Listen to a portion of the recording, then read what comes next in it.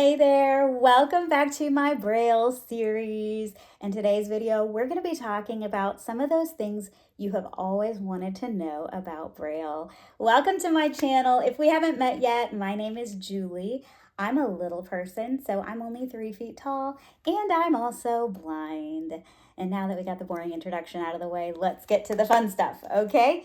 Here we go. So the first thing I'm going to show you is a muffin tin. What? Is that not what you were expecting?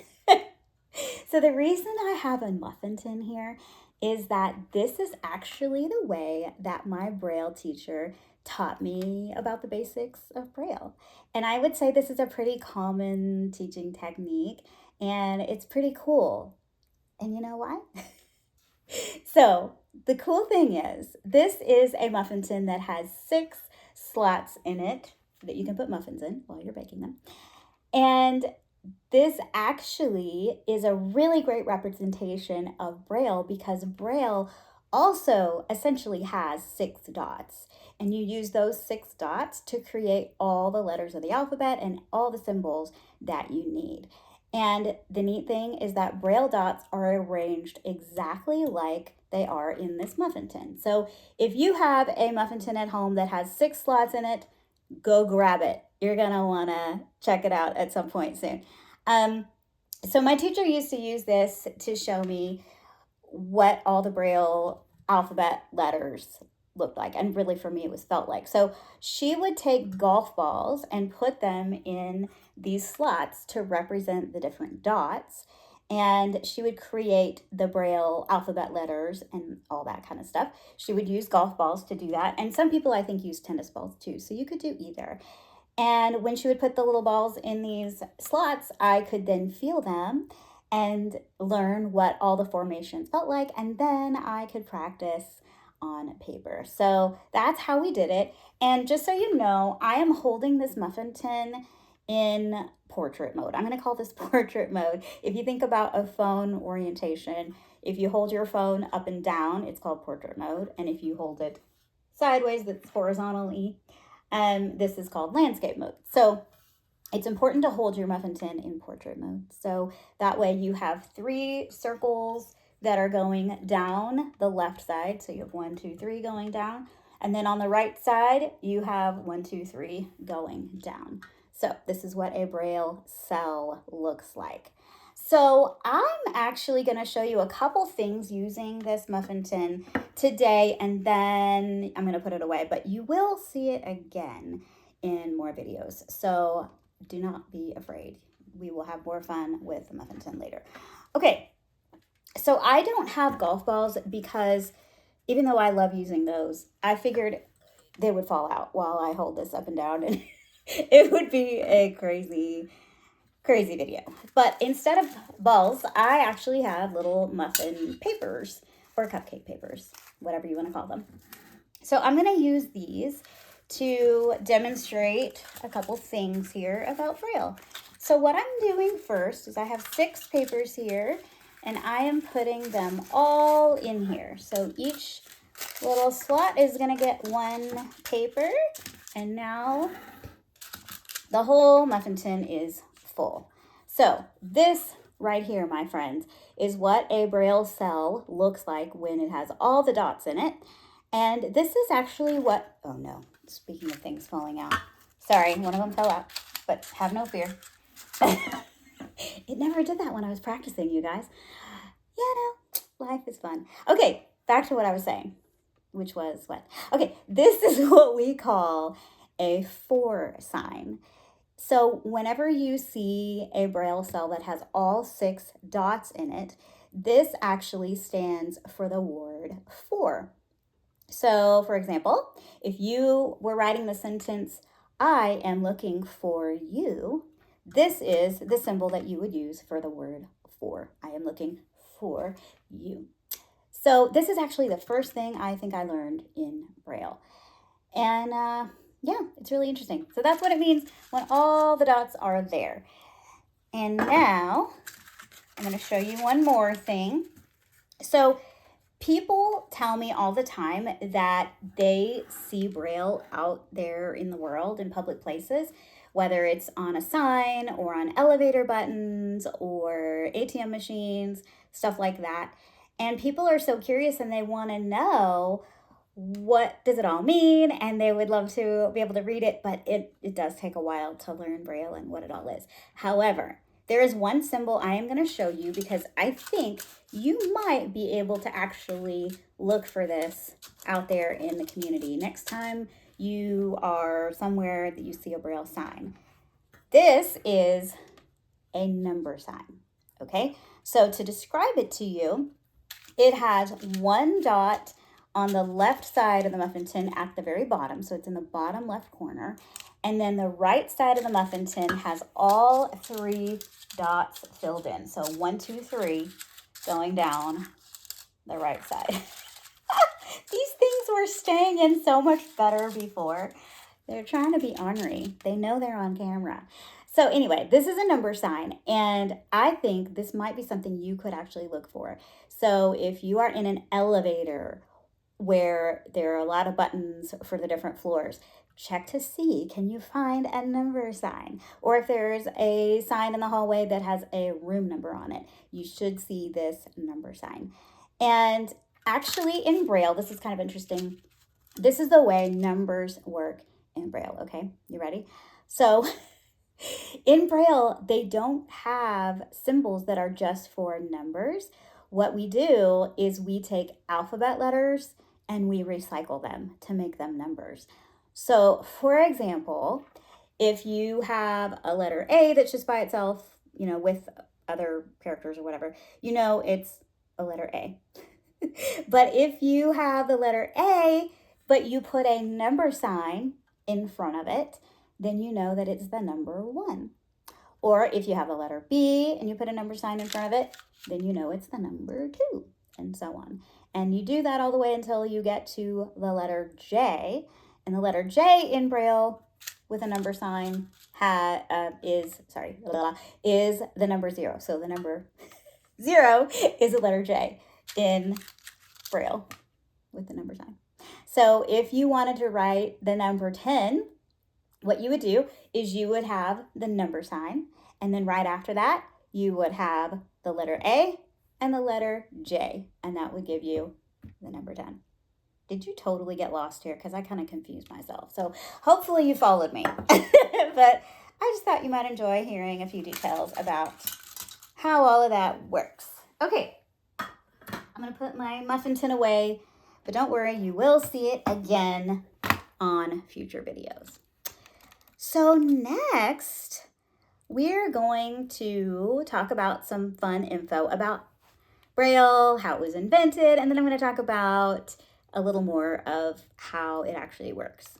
So, oh, by the way, if you do look for a number sign out there in your everyday life, I would love to know. So put in the comments, let me know, could you find a number sign? How did it go? I want to know. Okay, so the next thing we're going to talk about is how was Braille invented? A lot of people are interested in this story, and I think it's a very cool story too. So Braille was actually invented by a man named Louis Braille, and he lived in France, and he was born in the year 1809. Now, his father was a leather worker, and when Louis was 3 years old, he was in his father's workshop. I don't really know how this happened, but somehow he was using a tool in his dad's workshop called an awl, which is like a sharp pointy tool, and he was trying to poke a hole in some leather, but somehow he accidentally poked himself in the eye, and it caused his eye to get infected, and then it spread to his other eye, and that is actually how he became blind. It's really sad, isn't it? Ugh, I just can't imagine. That would have been really hard. So here's something interesting though. This story is unique because when he poked himself in the eye, he used a sharp object called an awl. And years later, after Braille was invented, one of the ways that you actually write in Braille is you use a sharp pointing object that's called a stylus. And it's very similar to the awl, which is what he accidentally used to poke his eye. So the irony is the tool that actually stole Louis Braille's vision is the same type of tool that has been used since then to help bring literacy to millions of people who are blind and visually impaired. Isn't that just the coolest, most interesting thing? I kind of see it as one of those ways where God can take a tragedy or something that's just really sad and he can actually use it for good, and he can work things together for good in the long run. And it just ended up helping a lot of people. So there you go. That's my little side note. Now, Louis Braille started working on developing Braille when he was about 15 years old. And what he did is he took a system of writing that was used in the military. It was called night writing, and it was a way that the military could use raised dots to communicate at night and without the enemy knowing what they were saying and stuff. But he took that system and he adapted it to make it more user-friendly. And he kind of simplified things and changed things up from there. Now, there have been many different versions of Braille throughout history. And I also find it interesting that Braille wasn't really accepted that much until after Louis' death. Now, today there are still several different versions of Braille that people use throughout the world. Now, the version I learned was called, this is such a mouthful, the version is called English Braille American Edition. I didn't even know that until I looked it up. But I didn't learn to read Braille until I was 17 years old. But that's the version I learned back then, which was about 20 years ago, by the way. Wait, 20 years ago? No, more than 20 years ago. 25 years ago. So anyway, okay. English Braille American Edition. It's also called EBAE. Now, this is basically the alphabet. So I learned all the alphabet letters, but then I also learned a whole bunch of shortcuts. Now, I call them shortcuts sometimes just to make it easier for people to understand, but technically the word to use is contraction. So I learned a lot of Braille contractions that were like, basically it's like writing in shorthand. And you can read with just the alphabet letters in Braille, but it's actually very slow to do it that way. And it also takes up a whole lot of space. So that's why we use contractions, because it saves a whole lot of space and it's also much easier and faster to read. And there are 189 different contractions to learn in the version of Braille that I know. Now, since then, they have come out with a new version of Braille called the Unified English Braille System, so also known as UEB. And I think what they did was they tried to come up with a system that was a little more uniform, a little more consistent for people who speak English around the world, because there were so many different versions and they all had just smaller differences between them. So it was a little bit wonky. Like they tried to make UEB a little easier for people to learn and to kind of make it the worldwide English version of Braille. Now, UEB only has 163 contractions, so it might be a little bit easier to learn. Although, to be honest with you, I really prefer the version of Braille that I learned because it's what I'm used to, and I'm not a big fan of some of the changes they made because they took away some of my favorite contractions, and you know, I'm kind of attached to the old style. So yeah, anyway, that's just me. Okay, so a lot of people want to know, how long does it take to learn Braille?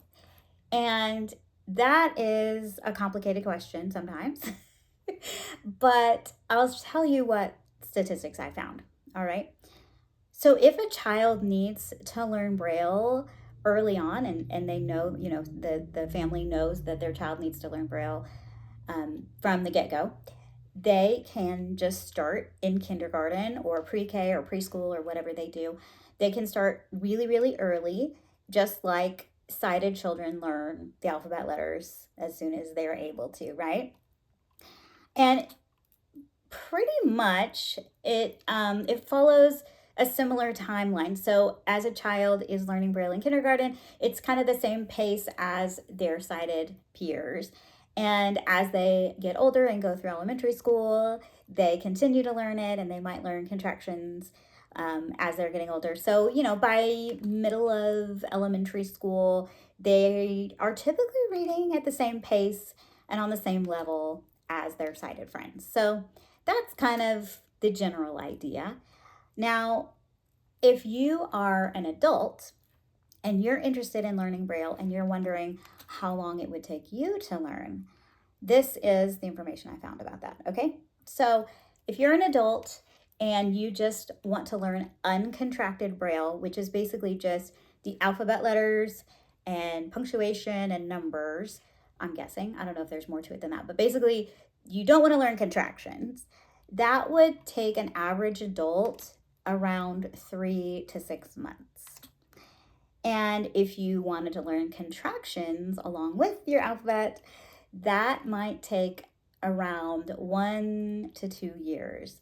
And that includes practicing on a regular basis and really focusing on it. So that would be about a 1 to 2 year process.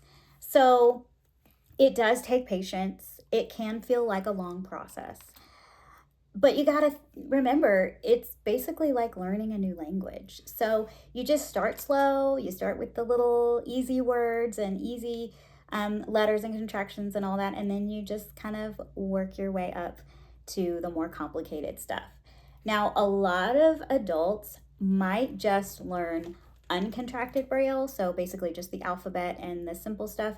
And that might be all they want to do because they don't really want to read novels or complicated things or textbooks or something like that. They might just want to learn uncontracted Braille, just the alphabet and stuff, because they just want to use it for labeling things, things in everyday life. They might want to use Braille to play Braille games and use things like Braille playing cards, stuff like that. And that is totally cool. If that's all you want to do, totally amazing, do it. If you are trying to decide if you want to learn Braille and you are an adult, I say go for it. I think Braille is incredible, and it's so handy and so useful in your everyday life for all kinds of things. I use Braille every day. I use it to label things. If I have a new vitamin bottle and I want to know what's in this bottle because it feels similar to my other bottles, I will put a little Braille label on it so that I can tell that it's, my vitamin C or whatever. I love, seriously love Braille. So I highly recommend learning it if you want to. But just as a caution and as a loving reminder, just be patient with yourself. Give yourself lots of grace and time and go at the pace that you are good with, because it does take a lot to learn it. It takes a lot of focus and energy and memorizing and learning things. So take as long as you need, but enjoy the process. And yeah, I do think that it's very useful though. So even if you learn it later in life, it can be so helpful, so great. Now, one more note to tell you is that sighted people can also learn to read Braille just visually. They don't necessarily learn how to feel it with their fingers and read Braille with their fingers. They can just look at Braille and visually learn what all the shapes are and what everything is, and they can read that way. It's probably a lot slower than reading with your fingers, but it can be hard sometimes to develop your sense of touch and to read that way, especially if you have your vision and you can rely on that. And it's much easier to do that. So that is another option though if you are a sighted person and you're interested in learning Braille. A lot of Braille teachers who are sighted probably do it that way. They just use their vision to kind of see what everything is. So Yeah, okay, so that is basically all I have to share with you today about Braille. I would love to know what your questions are, so please feel free to write your questions in the comments, and I am so happy to get back with you and tell you the answers, and maybe I can share more answers in the videos that I do in the future for this series. And if you want to know more about how I actually learned Braille and what my story is, I have a video on that, so I will link that down below as well. So check it out. And now before I go, I'm going to show you one more time. I forgot I had these in there. I shouldn't have had these in there. Okay, this is the number sign. So remember, your mission, should you choose to accept it, is to find a number sign out there in the world somewhere. Maybe next time you go to work or you're at the doctor's office and you have to ride an elevator, check out the buttons or a sign and see what you can find. Maybe a number sign is waiting for you to discover it. Tell me in the comments if you find it. All right, friends, this has been so fun. I hope you're having a really great day. I look forward to chatting with you again very soon. And also, let's just chat in the comments. Talk to you later. Bye.